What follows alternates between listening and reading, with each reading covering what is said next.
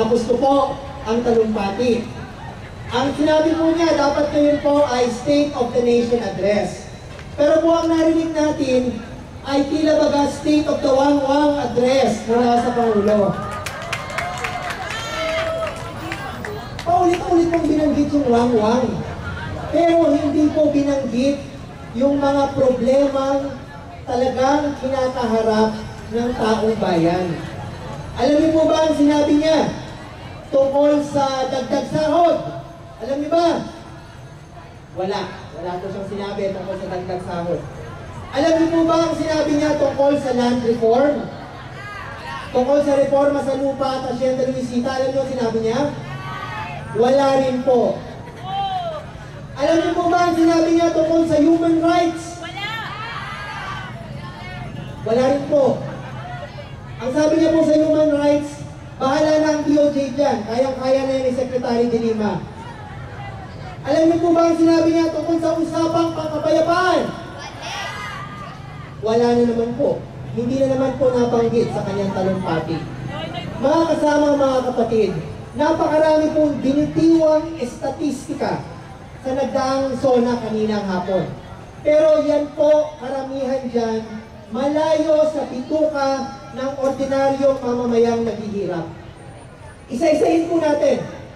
Abay, sinabi ng Pangulo, tumaas daw ang index sa stock market, gumanda raw ang stock market, at gumanda raw ang credit ratings ng ating gobyerno. Pero mga kasama, mga kapatid, hindi naman natin makakain yung kagandahan at kagalingan ng stock market na yan. Ang nakikinabang dyan, malalaking negosyante, hindi ordinaryong mamamayan. Bakit tumaas ang credit rating? Palibhasa po, 53% ng kabuuang gastos ng gobyerno ay ibinabayad po ngayon para sa utang. Bakit po nakakapagbayad ng utang? Dahil tuloy-tuloy po tayong pinipiga tulad ng value-added tax sa langis at kuryente. Sa atin po nang gagaling yung pinambabayad sa utang. Sinabi po niya, gumaganda na ang ekonomiya ng bansa. Kaya lang po itong persepsyon ito ay sa punto de vista na naman ng malalaking negosyo at malalaking bangko. Hindi po sa punto de vista ng mga kababayan natin doon sa Pangarap Village sa Caloocan na noong nakaraang Sabado lang ay dinimolish po at may mga namatay.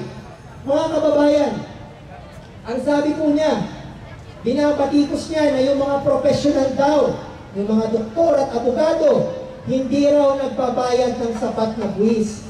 Pero hindi niya binabatikos yung mga malalaking multinasyonal, yung mga kumpanya ng langis, yung mga kabarkada, kaibigan at kabarilan na hindi rin po nagbabayad ng tamang buwis sa ating gobyerno.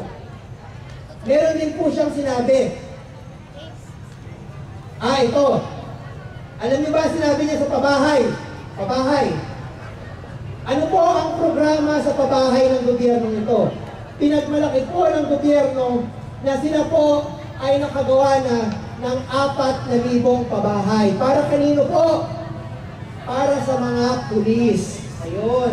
Pero wala po silang sinabi kung paano nila bibigyan ng pabahay, yung mga i-demolish sa North Triangle, yung mga i-demolish sa Commonwealth, yung mawawala ng tirahan sa Pangarap Village, yung dinidemolish sa Davao, para bagang walang mga urban poor dito sa Metro Manila. Ang prioridad niyang bigyan ng pabahay, sundalo at mga pulis at hindi po kayo. Mga kababayan, sinabi din po niya, ang Pilipinas daw po ngayon ay marunong nang mag-giit ng kanyang soberanya. Wow! Si Noynoy Aquino, tapang na tao, marunong nang mag-giit ng kanyang soberanya. Pero po, sa totoo lang, ito po ay hindi nakatungkol sa soberanya ng Pilipinas pagdating sa Estados Unidos.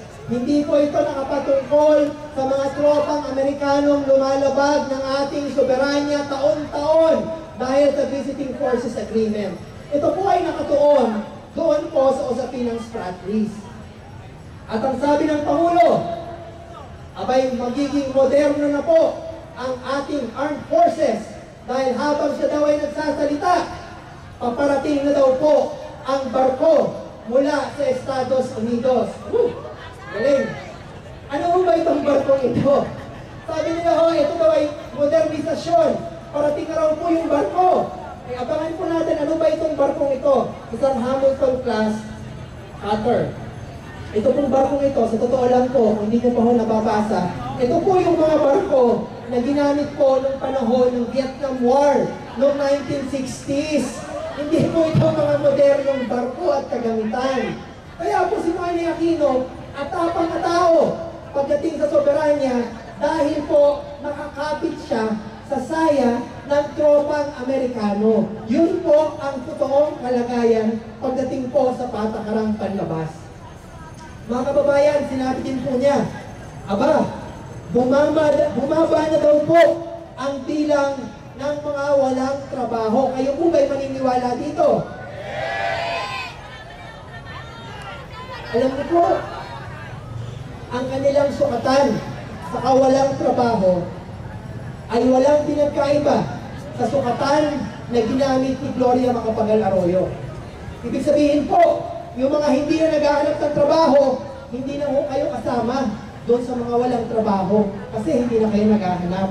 Ang totoo po niyan, mahigit 11 milyon ang Pilipinong walang trabaho at ang gobyerno ito, wala pa rin tayong narinig na programa kung paano siya lilikha ng trabaho. Wala pong sinabi kung paano susolusyonan ang kawalan ng trabaho sa Pilipinas. 1 milyong trabaho daw ang nalikha. Nakita niyo ba itong 1 milyong trabaho ito? Ang sabi pa ho niya, ganito. Kung dati raw po, ang mga Pilipino ay napopwersang mga ibang bansa para maghanap ng trabaho. Abay ngayon, pwede na raw kayong mamili. Pwede na raw kayong mamili kung gusto nyo magtrabaho sa Pilipinas o magtrabaho sa abroad. Kalokohan po ito. Dahil taon-taon, 1 milyong Pilipino po ang lumalabas ng bansa na pipilitan pong maghanap ng trabaho at dahil po walang nililikhang anumang makapuluhang trabaho sa ating bayan.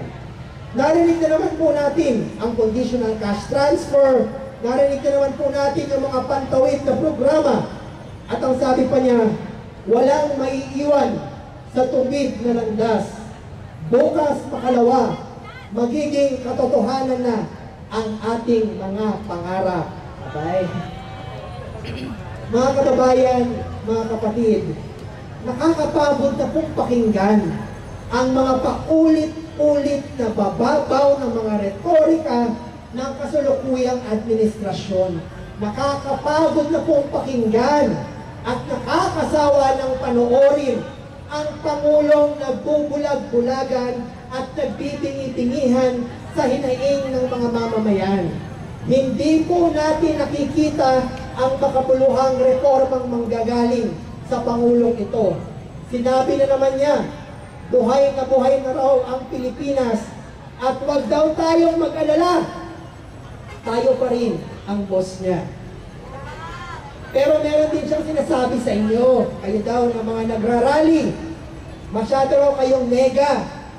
Lagi daw naghahanap ng mga pangit sa bayan. Hindi raw po tayo marunong magpasalamat doon sa kagandahan ng buhay na tinatamasa na natin ngayon sa ilalim ng ating bagong Pangulo. Puro pangit lang ba nakikita natin? Totoo po yun. Totoo po na marami tayong pangit na nakikita. Ang problema po, bakit ang Pangulo wala po siyang problemang nakikita? Bakit ang Pangulo bulag, pipi at tingi sa hinaing ng mamamayan? Mga kababayan, mga kapatid, ang ating pong pagbabago ay hindi makakamit sa panunungkulan ni Noynoy Aquino. Ang pagbabago po ay makakamit lamang sa pamamagitan ninyo, sa pamamagitan ng mamamayang lumalaban, sa mga magsasakang lumalaban para sa lupa sa Hacienda Luisita, sa mga mararitang lungsod na nagbabarikada sa kanilang mga komunidad, sa mamamayang lumalaban doon sa kanayunan para sa ganap na pagpapalaya sa ating bayan. Mga kababayan, ipasura na natin ang ganitong bulok na pamamalakad. Kung tayo nga ang boss ni Noynoy, sabihin na natin sa kanya, "You're fired!" Kuha